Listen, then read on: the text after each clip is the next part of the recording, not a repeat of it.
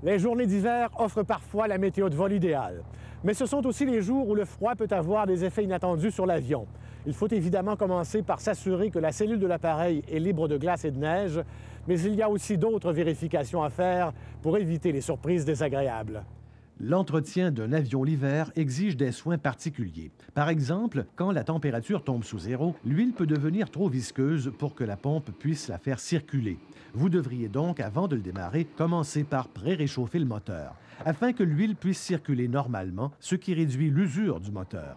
De plus, avant de décoller, vérifiez que les jauges de température et de pression ont tout atteint la zone verte. Et en vol, évitez de laisser le moteur tourner au ralenti longtemps. Il vaut mieux laisser un peu de gaz, même en approche, pour garder le moteur chaud. Il est aussi possible d'avoir des problèmes de carburant en hiver. Quand la température fluctue autour du point de congélation, il se fait de la condensation dans les réservoirs s'ils ne sont pas remplis complètement.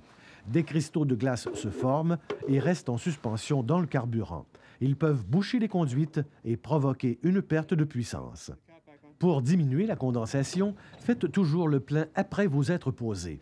Et avant de décoller, vérifiez s'il y a de l'eau dans le carburant. Les cristaux de glace sont difficiles à repérer, mais on y arrive en regardant bien. Au cours de l'inspection avant le vol, assurez-vous que la glace n'ait pas bloqué les gouvernes ou le train d'atterrissage, où la neige fondante accumulée peut facilement coincer les roues et les freins. Enfin, il ne faut pas oublier de se préparer soi-même quand on vole l'hiver. Habillez-vous donc chaudement et ayez à bord une trousse d'urgence. Si vous prenez la peine de bien vous préparer, vous et votre avion, le vol en hiver est agréable et sécuritaire.